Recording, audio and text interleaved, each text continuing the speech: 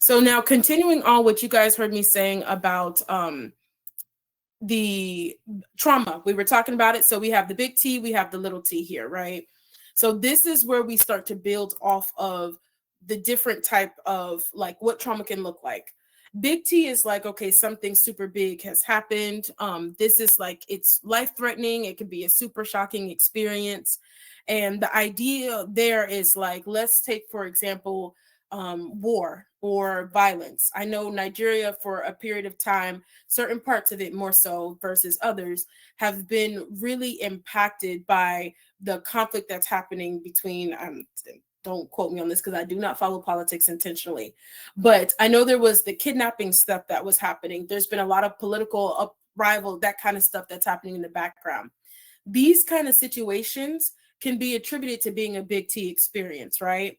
Because it's life threatening. If you are on your way home to the village and to visit your family and you're scared for your life because you don't know if, armed robbers are going to come out of the woods or the forest and try to take whatever you have, that's a life threatening experience to have. It puts you in that fight flight state that keeps your body unsettled, right? So that's a big T experience. If you've been in a really bad car accident, so I don't know how you guys drive like in Nigeria, because as much as I drive crazy in the US, I would never get behind the wheel in a Nigeria system. Just is not happening.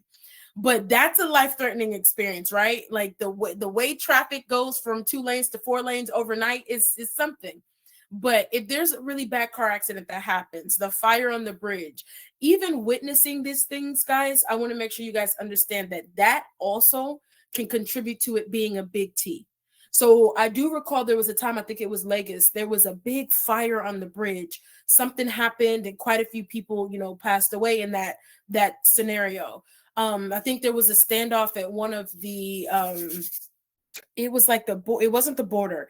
It was one of the tolls in Lagos. I remember when all the uprising stuff was happening, there was like a standing and the armed military and people, there was lots of shooting. So these situations that occur, when you witness them, even if you're witnessing them through the news, you're witnessing them on social media, you're looking at actual dead bodies, these can be absorbed in your system as a big T trauma. And I want to emphasize that because we sometimes think, oh, it didn't happen to me, it didn't happen to my people, so I'm okay, everything is fine. But realistically speaking, the fact that you are aware of that, the fact that it has happened in your vicinity, can also lead to your system registering that as a big T trauma. But then on the other side of that, we have the little T trauma. So little T traumas tend to be things that just kind of happen. They happen, but they don't seem to be as extreme, right? So this could be something like living in poverty. You wake up every day, you don't have food, water, you don't have the money to buy a bag of rice. I'm not going to talk about Gary because I don't eat it, but I've seen people that eat it, they drink Gary. But like if you don't have the necessities of what you need in life and you're just kind of making it day by day, you're constantly under a level of stress and pressure that has your system always slightly activated, that's still trauma. But because it's happening over time, because it's repeated and it's not like this massively big shocking experience, it's considered a little T trauma. So this may be things like you see with like financial insecurity. You have a job, but by the time you get your paycheck, everything you've paid for has finished all your money. There's no money to even make it to the next paycheck comes. It could be things like racism, bullying, constantly being like forced to be silent.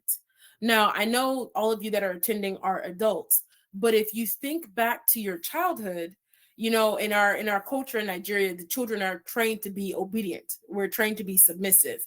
And in that ideology, if something's going on, if a kid doesn't agree, they can't speak up about it. Like, who are you?